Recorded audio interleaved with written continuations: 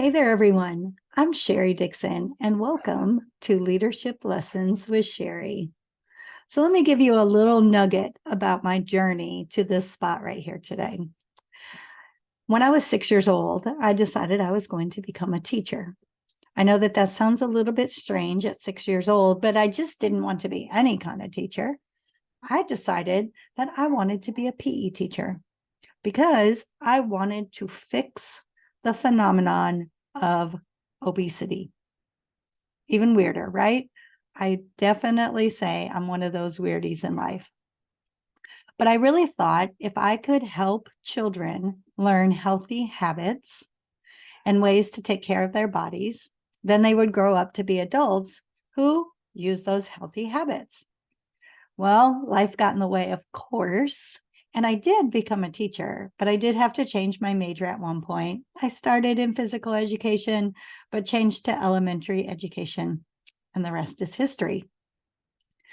I taught in the classroom for about 4.5 years, and then I was promoted into leadership positions until I eventually became a campus principal. I was one of the youngest in my district to become a principal, which I'm very proud of. And I really did a lot of my learning from people who possibly didn't do things the right way. Now, I had some great people in my network and some very good teachers along my path that really helped me build my skills. But I think it's because of those that struggled and I was part of their journey and learned what not to do, helped me do what to do even that much better. So I became the principal at a very, very challenging school with about 1,000 students, 900 and something, with about 80 employees. And it was hard work. I'm not going to lie to you. And I was there for some years, about 6 years, and then I transitioned to another school in a different state, which was a different kind of challenge. And that campus was pre-K through 8th grade. And so that in itself just brought a whole different mindset and perspective to the work that I had done. And eventually, after a couple of years, I came back to Houston and I took over this final school that I was at. And during my time there, I not only did a turnaround with the school, meaning that the school was in trouble with the state due to many different circumstances, but I also went through Hurricane Harvey while being the leader of that school and the pandemic. Now, all of my work has been in education up to this point. However, last year, I decided that I was going to start my journey as an entrepreneur. I want to become my own boss, have my own business, and make it just as fabulous as the work that I did in schools. And so that's how A Girl and Her Dog was born. My dog had been a very important part of my journey after I went through a pretty public divorce, and he had been by my side every single day since. And it just made sense because everywhere I was a girl and her dog. And I was really focused on helping women build a life that they love. I became an author, I became a podcast host, and I became an online talk show host.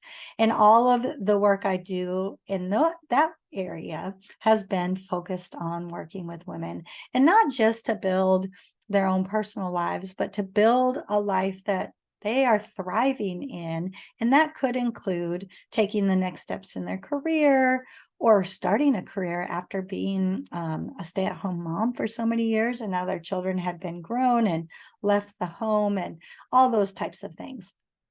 And it was going pretty well. I was still working as a principal. And so basically I tell people I was doing 2 full-time jobs, but I loved it. I love to work hard. I love to experience new things. And I really felt like for the people that I was working with, I had made a difference in their lives. Over the past 2 months, since I've left the principalship, I have transitioned a little bit. And I did this because I really started to see that building teachers and building organizations and building leaders to be their very best is very important, especially in the day that we live in right now. Our economy is struggling. Politics are out of this world.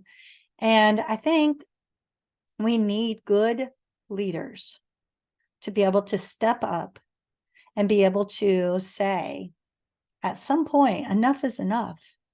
We're going to take care of people, and we're going to do right by our customers and our clients and our employees and by our students, because that's building our future.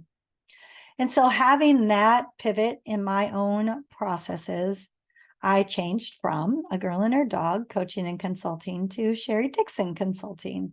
And now I work to help struggling schools, actually struggling educators, schools, and organizations to be their very best.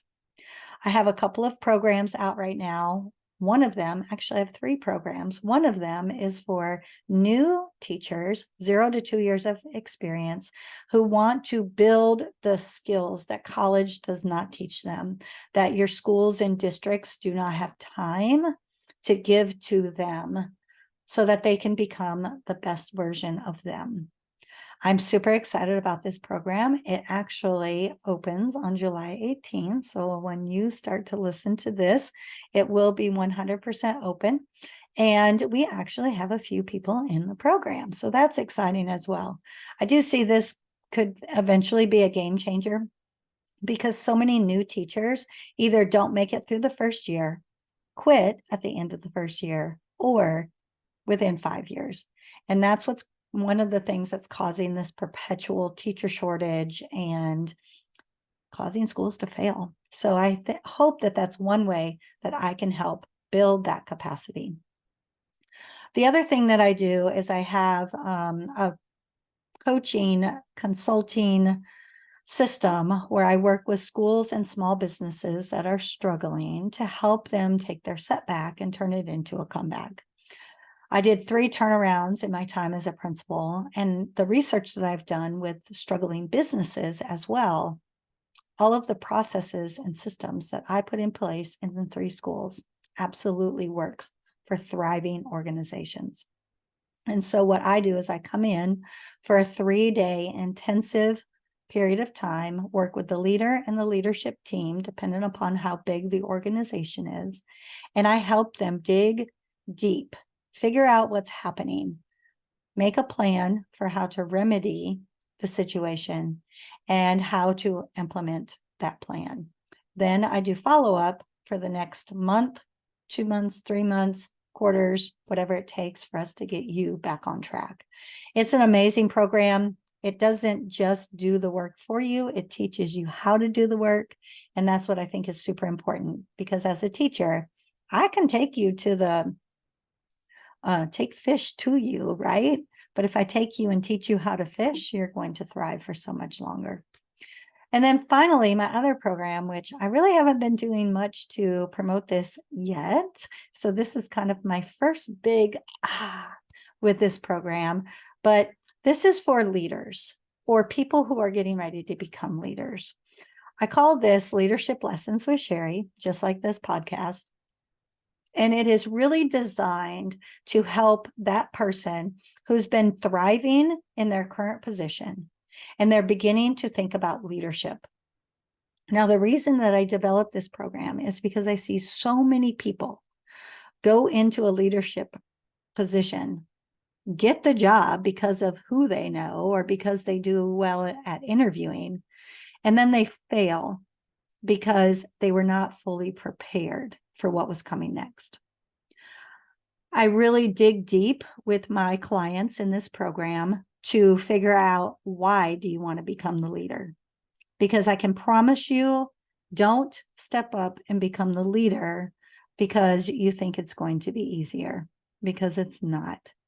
It is going to be that much harder and so much more responsibility. Your name is on the bottom line. And so many people don't understand that before they move forward into securing these positions. Once you figure out your why, your purpose, your passion for why you want to step into that position, then I help you start to build your skills for that next job. how you dress for the next job, how you act for the next job, what you learn for the next job.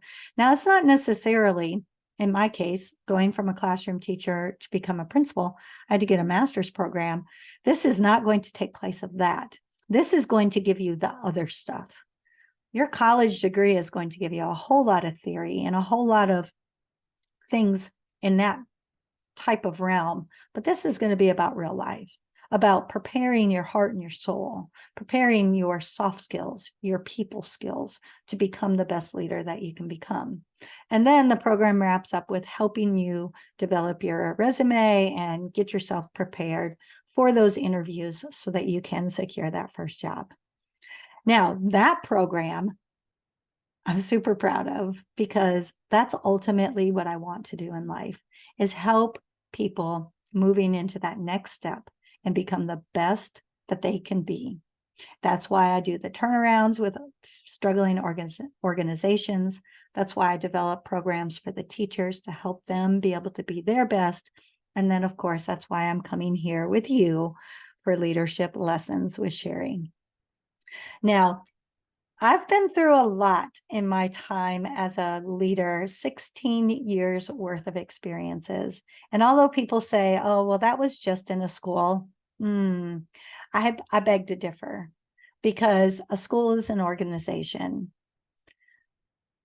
You step into the leadership and you start to have to be responsible for budget, systems, processes, policies, procedures. It's not about playing with kids all day. Now, the bonus is I was always able to go sit in a classroom, see some great things happening, and hear from children about all of their successes. But it also prepares you to step in that role as CEO. And there's tons of research out there that indicates that the work that a campus principal does is aligned with the work that any of your biggest CEOs do, minus the selling and marketing. I will admit to that.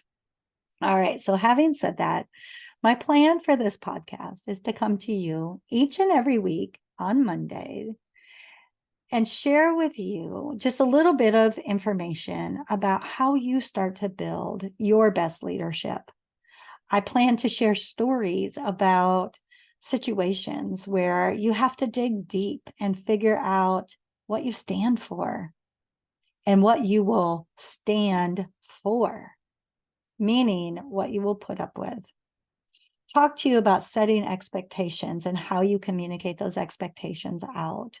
Talk to you about developing your professional profile as a leader. Doing all of the things that I didn't learn to do at the University of Houston when I was taking my fabulous master's courses, because they've truly prepared me for so many things, but they don't think about those small details. There's a book that came out years ago called Don't Sweat the Small Stuff. And I get the premise of that book. I've read it several times because I was someone who would sometimes sweat the small things in maybe not such a positive way, worry about little things in life that may or may not ever happen. However, I think that there's another message within that book. And that message is sometimes everything is about the small details. You can set up these great big plans. You can have these great big ideas, but if you don't have a detailed action plan to get there, you'll never do it. I can promise that. So I hope that you will join me each week with these little bite-sized nuggets of information to help you either step into the role as a leader or continue to build your leadership capacity so that you can be one of the best. I don't do things average. I want to be excellent in all of the work that I do. And if that is you, then please be sure to join me each and every Monday as I release Leadership Lessons with Cheri. Now, before we go, I just want to let you know at this point in time, I don't do ads on this channel. So the best way that we can get this information out to others who are serious about developing their leadership skills is for you to share it. So please feel free, subscribe to the channel, share the channel, let your people know, sound it out from the rooftops, because I can't do my job. I can't fulfill my mission if people don't know what I'm doing. So again, I'm Cheri Dixon with Leadership Lessons with Cheri. Have a great rest of your day.